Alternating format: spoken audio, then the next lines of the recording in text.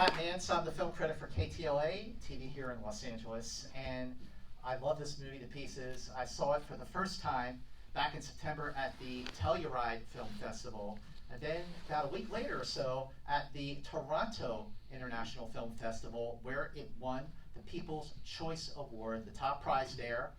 Belfast is nominated for 7 Academy Awards. 3 of them are for Kenneth Branagh as Best Picture, producer, director, and writer of the original screenplay. It is nominated for 6 BAFTA Awards, including the top prize. It is also nominated for the top prizes for the Producers Guild and the Directors Guild. So without further ado, please welcome the cast of this wonderful film. Welcome Academy Award nominee, Ciaran Hinds.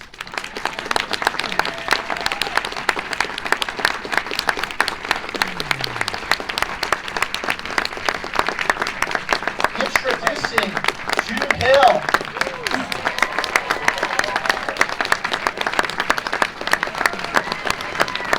Introducing Jamie Dornan.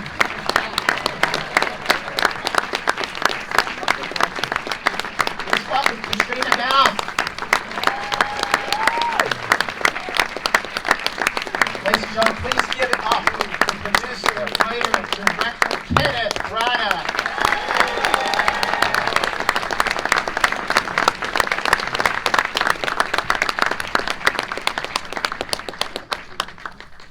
So, obviously, I mean, the first question is an obvious one, but Kenneth, the play is the thing. So, tell us about why now is the right time for you to finally hit it with the screenplay. Yes, well, first of all, thank you very much for doing this, Scott. Thanks everybody for coming tonight. We really, really appreciate you coming out. As Scott was saying, it's great to see a full theatre, and for you to see the movie on the big screen is a big thrill, because obviously part of what we write about is how my childhood experience was largely influenced and by the movies, and by the escape that it offered, and by the kind of certainty that it offered at a time of great uncertainty and unpredictability, and a scary time back then, and one indeed that we're feeling right now with the advent of violence and what it does to people, a lot of innocent people.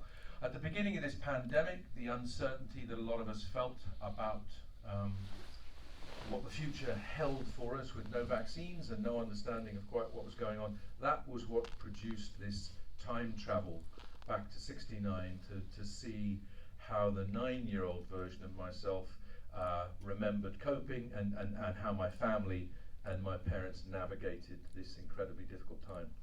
So Caitriona, I know this is about basically Kenneth's 9-year-old self. Great job, by the way. But what was some of the discussions that you had with Kenneth about, you don't really have to play my mother here, do your thing? Oh no, I mean, he very generously, I think, didn't ask us at any point to do an exact replication of his parents. I think, our first conversations, Ken was very interested in asking us about our experiences, and I grew up on the border. I didn't grow up in Belfast, but the Troubles were sort of a constant background of my childhood, and my mother had somewhat of a similar, I suppose, experience in a way. She was asked to leave sort of her close-knit group of sisters and friends and everything, and move towards the border when my dad got stationed there. So I mean, a lot of our discussions were kind of just about, you did this beautiful thing, and one of our first days was get us all together and just to ask us about our childhoods, our experiences, what family was like for us, and sort of, I think he wanted us to infuse it with that more than anything else. Jamie, watching the film, the dynamic with the family, it feels so lived in, so relatable. I mean, this is a movie for basically everybody. But when you first all got together, how did you feel? How soon did you feel like, yeah, we're really going to gel? It was pretty instant, I have to say, and it was a big relief, because this is, at its very core, about a family and about a relatable, believable family. But I feel like, certainly, I mean, none of us knew each other before. I'd met Ciaran very socially and very briefly in Budapest. We were both filming there. I'd met this one in TIFF a few years ago, but brief. But I will say that I do think there is a calm that comes over you when you're surrounded by people from the same place as you. Sometimes in an environment like that, it's even things like being understood. I mean, our accents, like literally sonically being understood and not having to repeat yourself is a very calming thing. If you've spent your life having to repeat yourself, like I have for the last 20 years since I left. So, you know, and we're all very locked into the same idea of who these people were and had a strong sense of understanding of who these people were based on our own lineage. So it was a real sincere comfort very early on, thankfully. So, Jude Hill, everybody. Jude, you were in almost every scene of this movie. What was that like for you? Well, I mean, just the experience itself was so fun, and it was totally just an honor to work with all of these amazing people, and especially having Sir Kenneth Branagh as my director. It's like any actor's dream. But yeah, it was just so fun, every single one. Ciaran, what was it about the set, the atmosphere on the set, that Kenneth Branagh created, so that you could all be comfortable, especially under the circumstances in which you made the film? Yeah, again, and the circumstances at the time, we were all masked up most of the time because of the COVID protocol.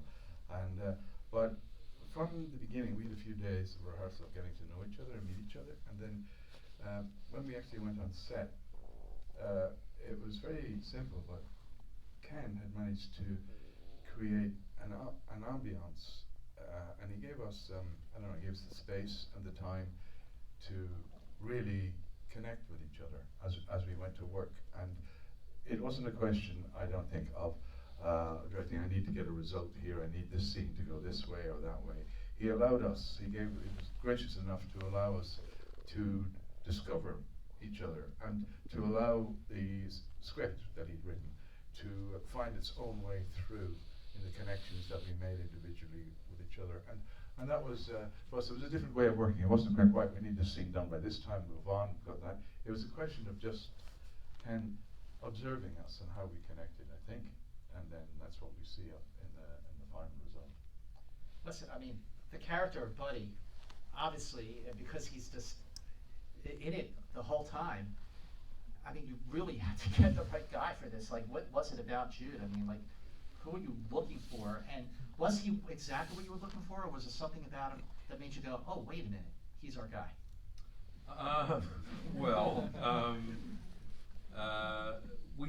Jude was very patient with the process that had us meet with, or have view video auditions from 300 boys from all over Ireland. And well, how many rounds did you go through, Jude? Can you remember? I think it was 7 or 8. 7 or 8. So already you know you've got somebody who's patient. So if you're going to hang around on a film set, it's good to have been through that. Also, you're a bit of an Irish dancer, aren't you? Like Ciaran was, yeah. Yeah. How long were you an Irish dancer for? I think whenever I started doing the self-tapes and all the video calls, I think I was in it for maybe close to a year, I'd say. Oh, okay. All right. So just a year?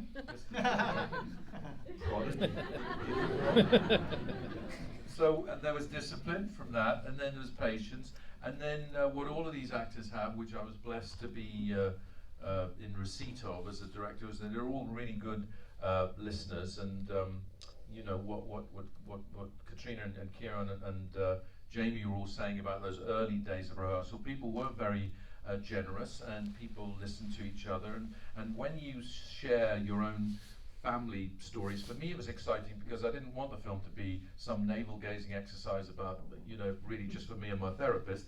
It was if it was going to have a universal resonance, that it needed to start being owned from the rehearsal room onwards. So it was great to hear how it might strike the rest of the cast, because that was the beginning of the journey out to an audience that might recognise these essential things, as Jamie was saying about family, and so once that shared experience was happening, a family was developing before our very eyes. It was the family of the film that could eventually travel with the movie.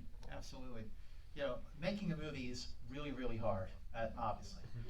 Making a movie during a pandemic, forget it. It's off the hook. And I have to say that it wasn't until I saw some behind the scenes photos where you were wearing a mask that I went, oh, that's right, they made this during the pandemic, and they made it like in the September, early fall. August, September of 20, we just come out of the first lockdown, and we're alas just about to go into the next one.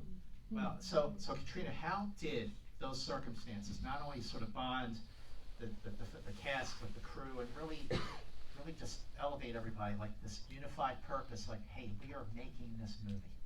Yeah, you know, I think you would just think that wearing masks and all of those protocols that we had would have kept people, I don't know, apart from each other, or would have created some sort of a clinical environment. But I think actually what it did was it sort of forced everybody to go that extra mile to connect and to, you know, I think we were just so grateful. I think we were also appreciative of the fact that we were getting to make not only a film, but this really special film. And, you know, everybody we wanted to make sure we were safe. So everyone just gave, I think, extra. I don't know if that's the right way of putting it, but it did feel like we all had to really lean in and get to know each other just that extra bit. What's your take on that?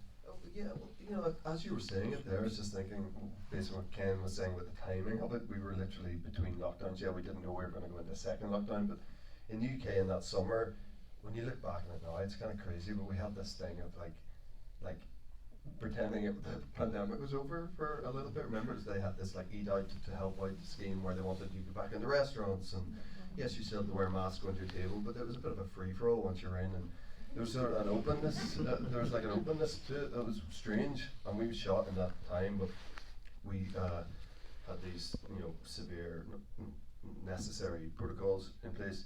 But I think, you know, maybe because we had all been locked inside, we were starved of human connection at that time. We'd all just been with our. Like, I love my family. Don't get me wrong. But I have 3 kids at that stage under the age of 6. So, it's a lot, you know. So suddenly we're able to go to work and, you know, and share and experience life with these other brilliant people who are all there for this sort of unifying reason to tell a story that means so much to us all. So we're sort of like a desperation to connect with people, I think, that I think then transformed into good work as a result, you know, because we were craving this connection. Absolutely. And the beauty, Jude, is that since this is your first movie and you had to make it during a pandemic, the rest is easy. Hopefully. But Jude, you know, when it came to making your first film, like you know, obviously Kenneth Branagh has made movies across every genre, big and small, and what's it like to be directed by Sir Kenneth Branagh? What kind of direction did he give you to help you with your performance? Well, I wouldn't say it was direction, like Ciaran said before. He just guided us in the way. He let us, like, sort of, he gave us a lot of freedom. And sort of like that part. Now, did you encourage, like, you know, like because of the dynamic chemistry, because it's just so palpable, just improv and just go with it? Yeah, a little bit of that, and everybody did it. Jude did it. There was moments at the edges of scenes where it was possible to encourage people to just have that sort of back and forth, which was the sort of, you know, percentage around the edges of things that made things real. So there's a nice moment in the film that where Jude says to Jamie steals one of his chips. Actually, it's when he's reading the Thor comic, actually, talking about other films. And Jamie steals one of his chips, which I don't think we scripted. And then he quotes Judy's character and says, "What's yours is mine, and what's mine's my own." And Jude said, "What does that even mean?" My grandsister, which is not something I scripted, but he came up with on the day. And everybody had a little bit of that, so it was a lovely surprise. It felt like there was a happening was a happening. So we were grateful for that. And again, it meant, that actors owned it, and I was very pleased about that. Was the Thor comic a coincidence? No. It was the one thing that I had about that I didn't do in the end, I didn't have the courage of my convictions, was it was very brightly coloured. We would get a comic, a Marvel comic would come in about once a month. It would seem to Mr. Sings, as it were, like it was gold dust, like it was, and it wouldn't be there for very long because it was much coveted, and it was so bright and so shiny. And I did think in this movie, because as you know, we use colour for everything that is entertainment, I almost made the comic in full colour, but I felt like it was probably a bridge too far. But the dynamism of the way the pictures were drawn, that was as exciting to me as the movies, because it was from another world. So and often it was childcare while my dad was placing a bet. Stick me in front of a comic or a movie. It still is for a lot of people, believe me. Ciaran, I got 2 words for you, and just go. Judi Dench. Yeah, there are some gifts you get in life, and that's one of them, really. I mean, she's a phenomenal. And she's, what I love about her is Ken knows, of course, more than any of us. Like, they worked together maybe 10 or 12 times. Their relationship is certainly one of the funniest things I've seen on set. Which consists of loving abuse to each other. But it's full of love. And I'd say when we turned up, when we were costumed for the first time, and she came in, and from seeing this very glamorous woman normally, changed into this dowdy grandmother with big thick glasses and a wig.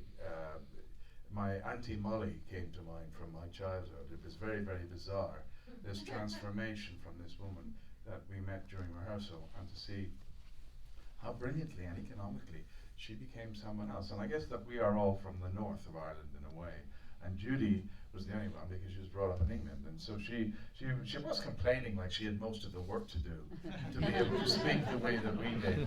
She wasn't she? And and so we would wind her up about that, which is very important. But the spirit of working with her and the joy of working with her, I would recommend it to anybody, anytime.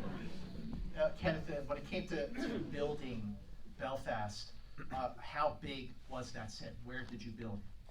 We built it in England, having gone to Belfast, the real Belfast, and we selected a few streets that we hoped maybe we could use for the hero street. But because we needed to remove satellite dishes and move some families out for a while, COVID prevented us from doing that. It was not legally permissible. So we came back to the idea of building it, and then we could build it with Buddy's point of view in mind and think about where we placed the camera. So that gave us great freedom in terms of being able to think about pictures. We ended up building it on an airfield just outside London. The airport that it was sitting next to had virtually no planes because of the pandemic, so we could record dialogue. And we were effectively able to produce a sort of pop-up studio. We couldn't go to normal studios because everybody else's sets were locked on those studios. Standing sets were waiting, tumbleweed blowing through them until life was going to start again. But we were one of the first ones out of the blocks. Ourselves and The Batman were the first 2 films to shoot out of the first lockdown. So we built and created our own Belfast. And in a way, although we did our ninja raid to real Belfast to shoot the stuff you see at the beginning, the movies and the imagination of the movies and the imagination of the character of Buddy are so sort of richly intended in the film. The idea that we created a movie magic was also, I thought, felt quite right for this story. Absolutely. That was absolutely one of the first things that struck me when I saw the film, is that I don't care where you are in the world, how old or how young you are, the immersion of film, that magic is just, it's gold. So, like, what movies did you sort of get cast a spell on, like when you were growing up and fell in love with the movies? Oh God. The TV. Not for many years, no. Well, we didn't have a cinema in our town, so we would have to go to a town quite far away to go to the cinema. So I didn't get to go very often when I was young. But I remember one of the first films, Dead Poets Society, was one that I absolutely adored. Yeah. Oh, Captain, my Captain. How about you? I was big Indiana Jones man. I spent my youth trying to find a hat that looked like Indy's hat, and we'd always I was so desperate for anything that anytime we went on holiday in Ireland or anywhere that had a hat with any kind of a brim, I would convince myself that it was a good replica, and I'd make my parents buy, even if it was made of straw or rubber, anything, didn't matter. And we never went to Disneyland as kids, and then we took our kids to Disneyland for the first time a few years ago, and of course you can buy like the exact replica Indiana Jones hat. I don't think my wife's ever seen me so excited. So that was my escape. Everybody needs a hobby. Yeah. So Jude, when it came to memorizing your lines, because you have so much dialogue in the film, how did you memorize your lines? I can't remember if it was one of yous, but one of yous gave me a tip. That was me. Oh, was it? Probably not. Probably not, but I took it sentence by sentence, then I can join them together, and then I did paragraph by paragraph, and that actually helped, surprisingly. Even if it was forgiven. What about, Ciaran, for you, filming the scenes, where the riots break out? What was that like for you and for everyone in the cast and the crew? Sorry, filming the riots. The riot. Well, I had a day off then. I don't know. I didn't get out of the house much, as it were. So the riot was happening behind my back. I will say that when I actually saw it on the screen for the first time, I thought it was extraordinarily shot. I just thought it was quite brilliant. And using Jude, just that revelation of we see a boy just start playing and suddenly there's an odd sound, we don't know what it is, and then it all plays on his face as it goes around, and we see just at the edges sort of people out of focus. There's something going on, and the camera comes around again to him, and then he's now confused from joy to having confused, and then next time it comes around, it's fear. I mean, it's brilliant filmmaking. Sorry to blow your trumpet, Sir Kenneth, but it's just because in that moment it encapsulates life, the humanity of it, the danger of it, and suddenly the violence and the malevolence is suddenly unleashed straight at you, and I think it's an amazing beginning to the story. What was it like to film this? How long did it take to film those scenes as well? Well, we had little time for most things, when you're doing something like that, especially in the time of COVID, we had one curious advantage, which was that all of those rioters were masked. They all came down that street effectively with handkerchiefs over their faces. They didn't want to be recognised. So that allowed us to sort of manipulate a large number of people in one place, which we weren't used to. The main thing was, Jude had to be ready to, as Ciaran says, react to everything. And for me, it was a key moment in the film because it was this moment that I'll never forget of life-changing.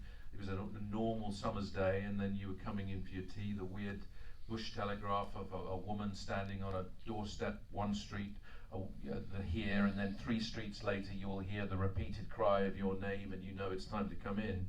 But when you do it, this street that had been a playground suddenly in the course of about 20 seconds becomes a fortress, and the chaos of it and the terror of it will never really leave me, nor the incredible feeling where Jude does it wonderfully well. After all of that, you open the door and you come out, and the ground beneath your feet has been lifted. Now there isn't any pavement; it's just sand. So you're literally walking on sand, and frankly, of course, that was the metaphor for what is happening immediately. And now there's a barricade either end of the street, and the instantaneous nature with which that happened. is what's terrifying about what we're seeing, on the other side of the world right now is just that when that happens, when talk hasn't occurred, when dialogue hasn't occurred, and that happens, then violence, it means that innocent people suffer, children suffer, and in addition to the moment of that piece of violence, I mean, it was a prelude in Ireland to 30 years of appalling suffering, and then through a very, very difficult process which has lurched from crisis to crisis over the following 25 years, a hard-won peace has been held on to, and it's a real graphic example in our lifetime of going from the dark side to some form of the light. And that moment when that riot began was something that sort of branded itself on my imagination and my life. It's visceral and shocking when it happens. But Caitriona, I want to ask, working with a director like Kenneth Branagh, what makes him? I feel like this is a loaded question, but what makes him a unique actor's director? Oh wow! Well, he's got such compassion and patience for actors, I think he gets us. He knows what we need. No, but the beautiful thing about working with Ken is that I think due to his meticulous planning and the fact that no stone is unturned, he allows you to have so much freedom in the moment, because there's never a rush, because we're never like, looking down the barrel of a gun, being like, oh, we need to get this shot, you've only got one take or whatever. Everything was really calm and peaceful, and I just remember it seemed like you were having the greatest time when we were shooting this. Well, one of the things I really remember enjoying was working with all of you, but working with you. There's a great close-up of Caitriona where we're quite high, and it's her after the looting at the supermarket, and this was indeed the tipping point in the life of my own mother, where suddenly she'd gone back in this crazy moment of going back into the supermarket. It was madness, absolute madness. But anyway, it happened, and but so she has to then work out this thing that they've been struggling with. So it's a high shot. It's all of Caitriona. And if you recall, I said, you know what? The boys are on the other side of this, so the three men are listening. But to tell you the God's honest truth, if we could work on it for a long time without the boys there, like said, you maybe even do 7 or 8. Well, we'll see. We'll just see. So that became, I remember, that was like sort of painting with a very fine brush, because this one was super sensitive to it. We did it many times. Sometimes we ran the scene on, sometimes we threw it in instruction, but it was like that was really proper sort of subtle work. Then the boys came on, and of course she's so warmed up. The shot we got on the boys, just watching, she was like on fire by that stage. And although the first half of it seems technical, i.e. the boys weren't there, how could you possibly do the scene? There was so much to talk about. And then when they did arrive, there was this kind of electric thing. I remember them coming on and really, the three of them in that box of soap powder, and then watching Madam, it was pretty exciting. And it was so that was a beautiful thing to do. But I knew that this was like fine brushwork, and it was fun, wasn't it? It was fun.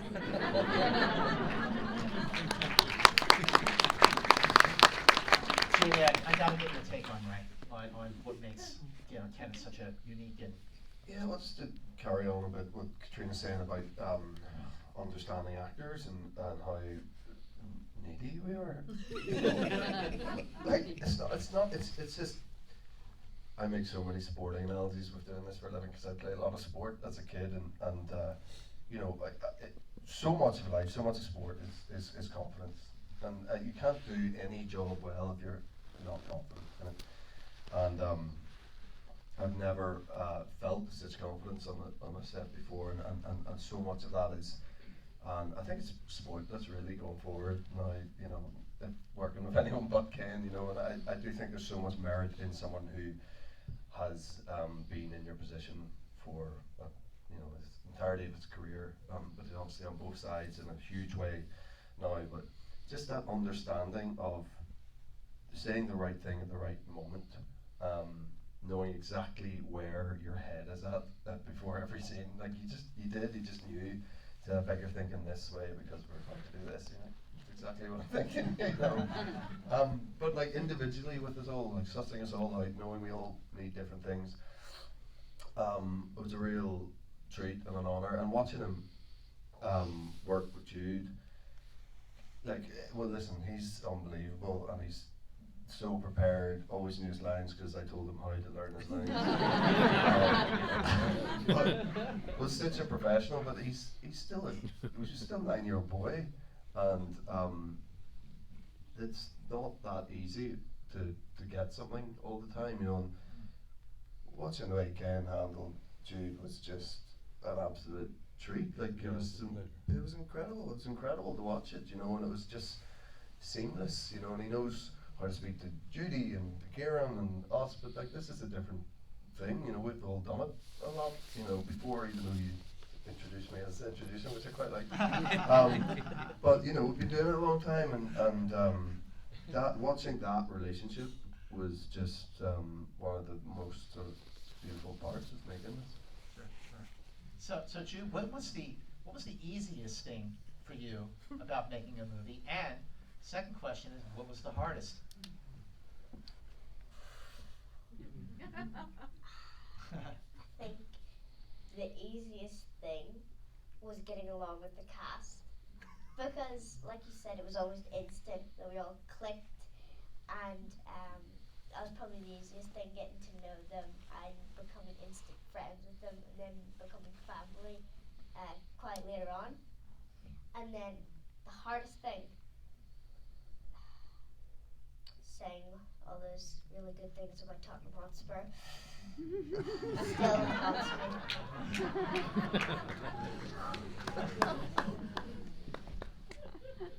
He still hasn't recovered from it.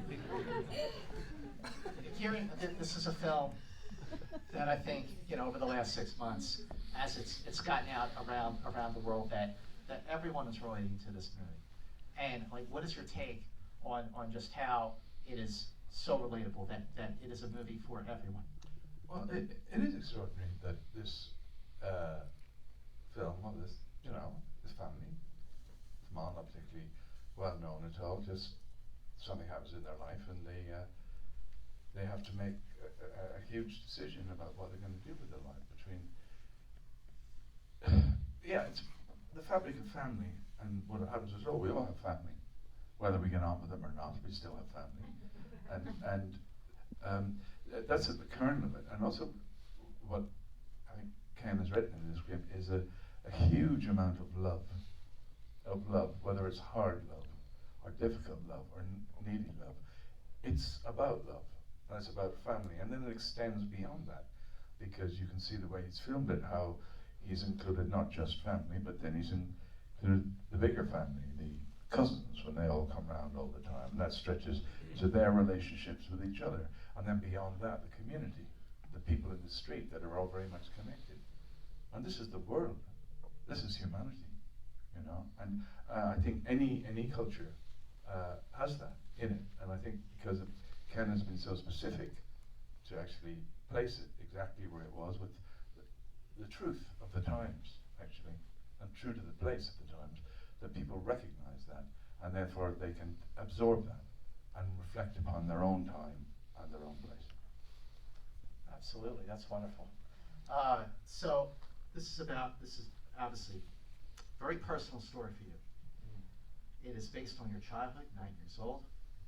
So throughout the development of the making of this movie, throughout the filming of this movie, what did you learn about yourself making this film? Well, I think I'm probably still learning and still processing a sort of an experience that had you go back and sort of shake hands with the 9-year-old version of yourself, and I suppose you were learning, you know, that you were doing the best you could, and so was everyone else. Not always easy to understand, and sometimes the best you can isn't the best you'd like to do.